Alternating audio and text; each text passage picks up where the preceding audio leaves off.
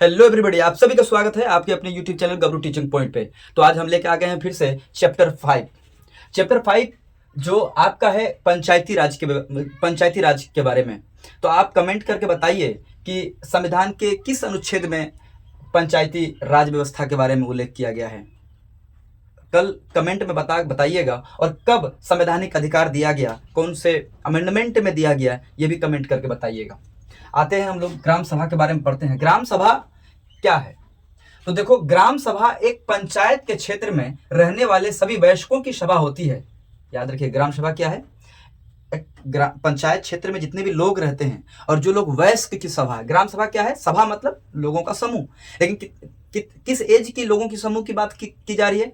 जो वयस्क हैं। वयस्क मतलब जो 18 से ऊपर के हैं, जो 18 वर्ष से ज्यादा के हैं, उसको हम वयस्क बोलते हैं। और वो सारे 18 वर्ष से उम्र के सारे व्यक्ति वो क्या है? ग्राम सभा के सदस्य होते हैं। और हो सकता है कि उसमें सिर्फ एक गांव हो या एक से ज्यादा जो ग्राम सभा होते हैं। हो सकता है कि एक गांव हो या एक से ज्यादा गांव मिलकर के मतलब वो पंचायत हो। ठीक है। उसके बाद कई राज्यों में हर गांव की ग्राम सभा की बैठक अलग अलग होती है। जो आंध्र प्रदेश और बाकी और सब कई राज्य हैं जिसकी जो ग्राम सभा है वो गांव की ग्राम सभा की बैठक अलग अलग होती है। जैसे हमारे पंचायत में यहाँ बिहार में क्या होता है कि एक पंचायत के जितने भी गांव हैं, जितने भी गांव पड़ता है, वो सारे लोग जो 18 वर्ष से ऊपर के हैं वो ग्राम सभा के सदस्य हैं, वो जा सकते हैं, उसमें पार्टिसिपेट कर सकते हैं। और कोई भी व्यक्ति जिसकी उम्र 18 वर्ष या उससे ज्यादा हो तो भी वो क्या होगा? ग्राम सभा के सदस्य होगा। और जिसे वोट देने का अधिकार प्राप्त हो और जिसका नाम गांव की मतदाता सूची में हो वह ग्राम सभा का सदस्य होगा। देखो समझिएगा कि पहला शर्त है कि उम्र कितनी होनी चाहिए? 18 वर्ष होनी चाहिए। दूसरा शर्त है जो वोट देने का अधिकार जिसे प्राप्त हो। तो वोट तो वही दे सकता है जिसका वोटर लिस्ट में नाम होगा, मतदाता सूची में नाम होगा। तो जिसका नाम गांव की मतदाता सूची में हो वो ग्राम सभा का सदस्य होगा। 2-3 बातें याद रखना है। ग्राम सभा के सदस्य तो हम भी हैं। क्यों? क्योंकि मेरा उम्र 18 वर्ष से ज्यादा है और साथ में मेरे जो है मतदाता सूची वोट भी डालते हैं और मतदाता सूची में नाम भी है। तो इतने शर्त होते हैं किसी भी व्यक्ति को ग्राम सभा के सदस्य होने के लिए। ठीक है। उसके बाद एक ग्राम पंचायत कई वार्ड यानी छोटे क्षेत्रों में बटी हुई होती है। एक ग्राम पंचायत कई वार्ड में, एक ग्राम पंचायत कई वार्ड में बटे हुए होते हैं। ठीक है। और प्रत्येक वार्ड अपना एक प्रतिनिधि चुनता है। प्रत्येक वार्ड से एक प्रतिनिधि चुनते हैं जो वार्ड पंच बोलते हैं, या एनसीईआरटी में वार्ड पंच देते हैं, लेकिन वार्ड मेंबर भी कह देते हैं। इसका कई नाम है, वार्ड सदस्य या वार्ड मेंबर। तो वार्ड मेंबर चुनते हैं। ठीक है, के नाम से जाना जाता है। पंचायत क्षेत्र के लोग मिलकर सरपंच को चुनते हैं। जो पंचायत क्षेत्र के लोग हैं, जितने भी पंचायत में लोग होते हैं, वो जो मतलब जितने भी लोग नहीं बल्कि जो मतदाता सूची में है, जो ग्राम सभा के सदस्य हैं, वे लोग प्रतिनिधि चुनते हैं, किसको? मिलकर सरपंच को चुनते हैं। ठीक है। जो पंचायत का मुखिया होता है, याद रखिएगा, सरपंच क्या होता है? पंचायत का मुखिया होता है। सरपंच पंचायत का मुखिया होता है। ओके। और वार्ड पंच और सरपंच मिलकर ग्राम पंचायत का गठन 5 साल के लिए करता है। यह भी याद रखिएगा कि ग्राम पंचायत का गठन कौन कौन मिलकर करता है? तो वार्ड पंच, जिसको वार्ड मेंबर भी बोलते हैं, और दूसरा सरपंच, ये दोनों मिलकर के ग्राम पंचायत का गठन करता है। और ये 5 साल के लिए, क्योंकि फिर 5 साल में इलेक्शन होनी है, फिर से कोई दूसरा प्रतिनिधि या वही अच्छे काम किए हैं तो जनता उसी को चुनेगी। ठीक है। तो ये बातें समझ में आ गई। दूसरी बातें हैं, ग्राम पंचायत का एक सचिव होता है जो ग्राम सभा का भी सचिव होता है। देखिए, अब ये सब तो चुन के आते हैं, लेकिन ग्राम पंचायत का एक सचिव होता है और जो ग्राम सभा का भी सचिव होता है। ग्राम सभा का भी सचिव होते हैं और ग्राम पंचायत के भी सचिव होते हैं। और ये सचिव आता कैसे है? क्या चुनाव होके आते हैं या किसी सरकार के द्वारा नियुक्त होके आते हैं? तो याद रखिएगा, सचिव का चुनाव नहीं होता। चुनाव नहीं होता। तो आते कैसे हैं? इसकी नियुक्ति कैसी होती है? तो सचिव सरकार द्वारा नियुक्ति की जाती है, सरकार इसको नियुक्त करते हैं। ठीक है। अब देख लो कि सचिव का काम क्या है। ये सचिव का काम क्या है? तो पहला जो देख लीजिए, रिकॉर्ड्स रखना। किन चीजों को रिकॉर्ड्स रखना? ग्राम सभा एवं ग्राम पंचायत की बैठक बुलाना।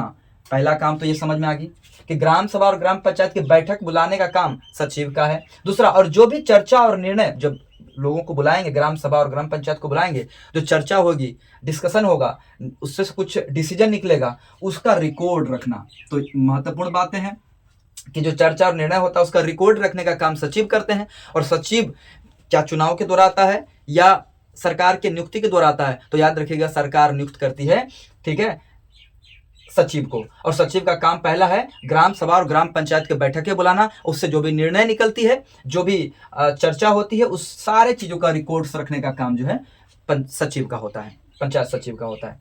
आजकल तो एक बड़ा पंचायत वेब सीरीज भी आई हुई है, उसमें तो एक बड़ा डायलॉग फेमस हुआ है ना कि देख रहे हो विनोद कैसे बात अंग्रेजी बोल बोल कर बात को घुमाया जा रहा है। तो सीन याद हो जाना चाहिए आपको। तो ये बातें देखिएगा, वहां पे पंचायत सचिव आए थे, है ना, तो वो सचिव का काम क्या होता है वहां पे? अगर वेब सीरीज आप देखे हैं तो आप समझ में आएगा आपको। तो अब देखिए इसका काम क्या होता है, ये तो समझ में आ गया। 2-3 काम है, 2 काम तो जरूर याद रखें, ग्राम सभा ग्राम पंचायत के बैठकें बुलानी और उससे जो चर्चा निर्णय होती है उसका रिकॉर्ड रखने का काम जो है सचिव का काम होता है। दूसरा जो है, ग्राम पंचायत पूरे गांव के हित में निष्पक्ष रूप से काम कर सके, इससे में ग्राम सभा की महत्वपूर्ण भूमिका है। क्या बात है, ग्राम पंचायत जो है पूरे गांव के हित में, ग्राम पंचायत पूरे गांव के हित में निष्पक्ष रूप से, पक्षपात रूप से नहीं, निष्पक्ष, किसी के पक्ष में नहीं रहकर काम कर सके, इसमें ग्राम सभा की महत्वपूर्ण भूमिका होती है। ग्राम सभा में कौन लोग होते हैं?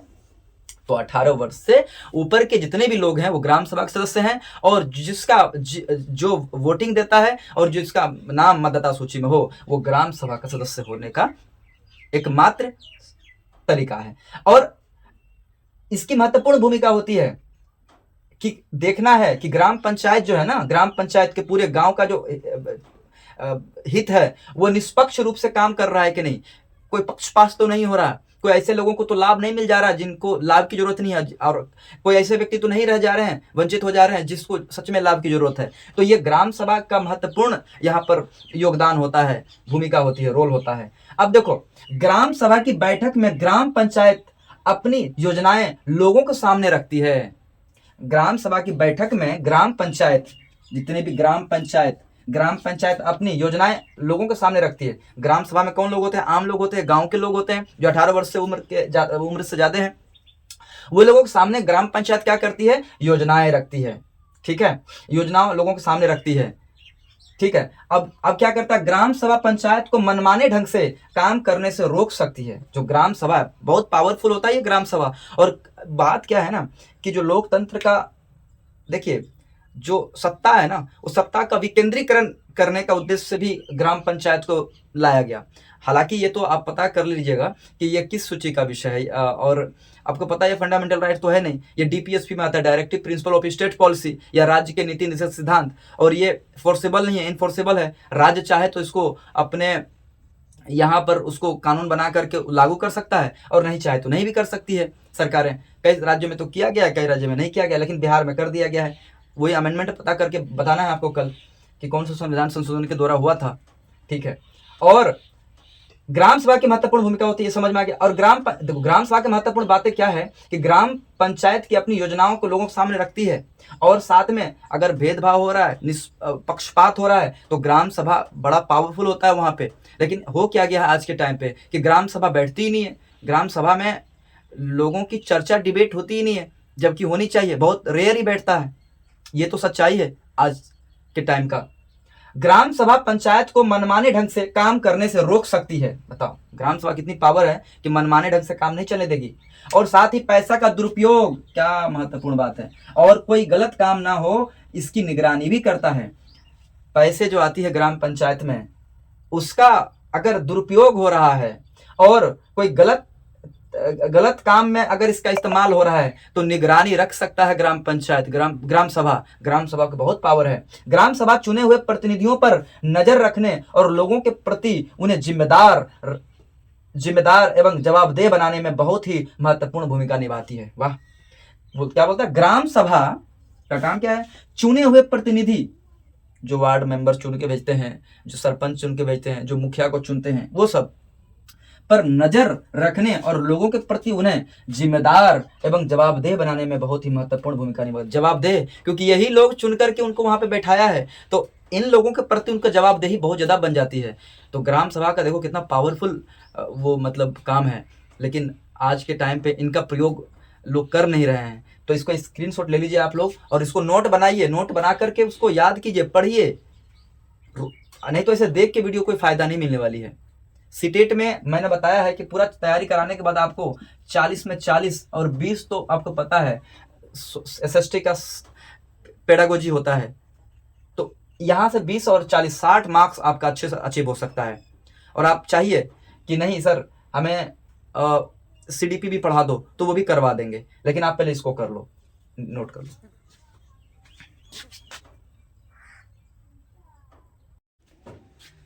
तो आप लोगों ने ये लिख लिया, अब आ जाइए वापस अध्याय चैप्टर, ठीक है। देखिए हम लोग क्या पढ़ रहे थे, ग्राम पंचायत के काम। अब एक ग्राम पंचायत के काम हम लोग पढ़ने वाले हैं। इससे पहले आप लोगों ने लिख लिया ग्राम पंचायत का काम क्या है।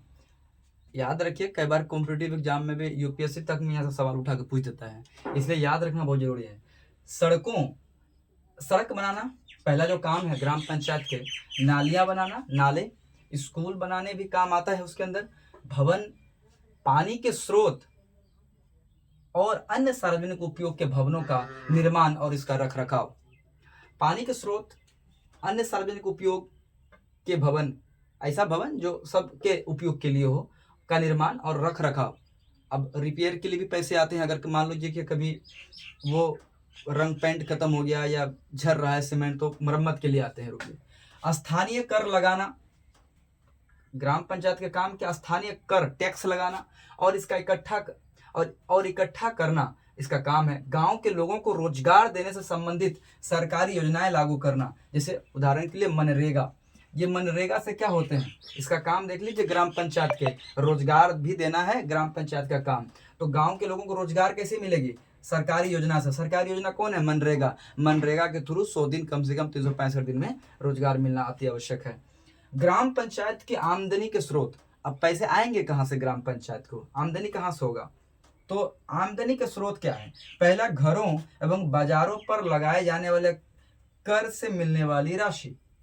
कहाँ लगाते हैं टैक्स, घरों में और बाजार पर टैक्स लगाते हैं, यहाँ से उसको टैक्स से पैसे मिलते हैं, ठीक है। विभिन्न सरकार के विभागों द्वारा चलाई गई योजनाओं की राशि जो जनपद एवं जिला पंचायत द्वारा आती है, जनपद और जिला पंचायत के द्वारा जो पैसे आती है अलग अलग विभाग, मतलब विभिन्न सरकारी विभागों द्वारा, सरकारी विभाग से, उन योजनाओं से भी पैसे आती है, सरकार को आमदनी होती है।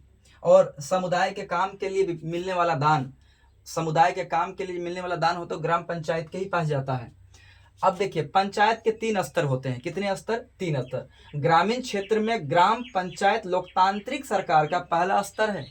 ग्रामीण क्षेत्र में ग्राम पंचायत लोकतांत्रिक सरकार का पहला स्तर, तो जो ग्रामीण जो क्या बोलते हैं पंचायत जो है, ग्राम पंचायत, वो लोकतांत्रिक सरकार का पहला स्तर है, लेवल है। दूसरा देख लीजिए कौन है, ग्राम पंचायत ग्राम सभा के प्रति जवाबदेह होता है। ये बात हम लोग इससे पहले भी पढ़े कि ग्राम पंचायत जो ग्राम सभा के प्रति जवाबदेह होता है।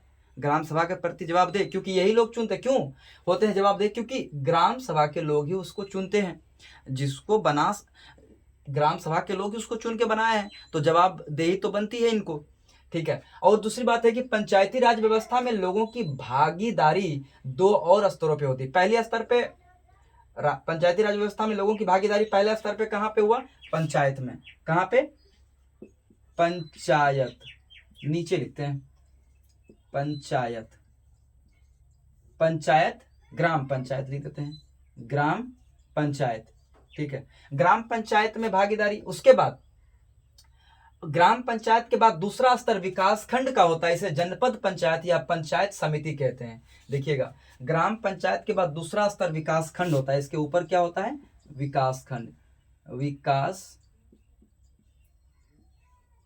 खंड, विकास खंड होता है। ग्राम पंचायत के ऊपर जो स्तर है दूसरा स्तर विकास खंड होता है, इसे जनपद पंचायत या पंचायत समिति कहते हैं। इसका कई नाम है, एक तो है याद रखिएगा जनपद समिति या दूसरा नाम क्या है, पंचायत समिति, पंचायत समिति। उसके बाद दूसरा स्तर समझ में आ गई बात। और एक पंचायत समिति में कई ग्राम पंचायत होते हैं? एक पंचायत समिति में कई ग्राम पंचायत होते हैं, क्योंकि अब ग्राम पंचायत के ऊपर होते हैं ना, तो कई ग्राम पंचायत तो इसमें आएंगे ही। पंचायत समिति के ऊपर जिला पंचायत, पंचायत समिति के ऊपर देख लीजिए क्या होते हैं, पंचायत समिति के ऊपर जिला पंचायत या जिला परिषद होती है। तो अब इसके ऊपर कौन होता है? जिला परिषद, जिला परिषद। इसके ऊपर कौन होता है? जिला परिषद। तो तीसरा स्तर है, इसको हम कह सकते हैं जिला परिषद, यह तीसरा स्तर होता है। जिला परिषद एक जिले के स्तर पर विकास की योजनाएं बनाती है। जिला परिषद क्या करता है? जिले के स्तर पर, डिस्ट्रिक्ट लेवल पर विकास की योजनाएं बनाती है कि कैसे विकास होगी। ये जिला पंचायत अध्यक्ष, देखिए जिला पंचायत अध्यक्ष और जो प्रमुख होते हैं, इसका चुनाव अप्रत्यक्ष होते हैं, मतलब इनडायरेक्ट होते हैं, डायरेक्ट नहीं होते हैं। ग्राम सभा के लोग या बाकी जो पंचायत के लोग हैं ये लोग नहीं देते हैं, या जिला के जो लोग हैं ये लोग नहीं देते। देते कौन है? जैसे अब प्रमुख ही बनते तो यहाँ के जो समिति होते हैं उसके वो चुनते हैं प्रमुख को, तो हम जिसको चुने हैं वो उसको चुनते हैं, तो अप्रत्यक्ष हो गए उस मामले से। जिला पंचायत जो है अध्यक्ष और जिला पंचायत अध्यक्ष और प्रमुख का चुनाव अप्रत्यक्ष हो जाता है, जनता सीधे वोट में भाग नहीं लेती है। अच्छा, ये ग्राम पंचायत के 3 स्तर हैं, या ग्राम पंचायत हम लोग अभी पढ़े। तो ग्राम पंचायत लाने का उद्देश्य क्या था? तो देखिएगा, अपने गांव की व्यवस्था में लोगों की भागीदारी बढ़े और उन्हें अपनी आवाज उठाने के लिए ज्यादा से ज्यादा मौका मिले, इसलिए इसको लाया गया था, ताकि लोग ज्यादा ज्यादा इससे जुड़े। इसमें लोकतंत्र तभी तो सफल होगा जब जनता खुद सिस्टम में भाग लेगा, तो उन्हें अपनी आवाज उठाने के लिए ज्यादा से ज्यादा मौका मिले, इसीलिए इस व्यवस्था को लाया गया। तो ये चैप्टर आज हम लोग का खत्म होता है, और हम इसके बाद पूरा सिलेबस पर चर्चा करेंगे सीटेट का। ओके, तो इसका स्क्रीनशॉट ले लीजिए, नोट बनाइए, बार बार पढ़िए, प्रीवियस ईयर क्वेश्चन लगाइए, और हम तो प्रीवियस ईयर क्वेश्चन यहाँ पे लगवाएंगे, दिखवाएंगे कि कैसे किस तरह के सवाल बन रहे हैं। सबसे पहले थ्योरी पढ़ना बहुत जरूरी है, ये थ्योरी है, थ्योरी के बाद हम लोग सिलेबस पढ़ेंगे।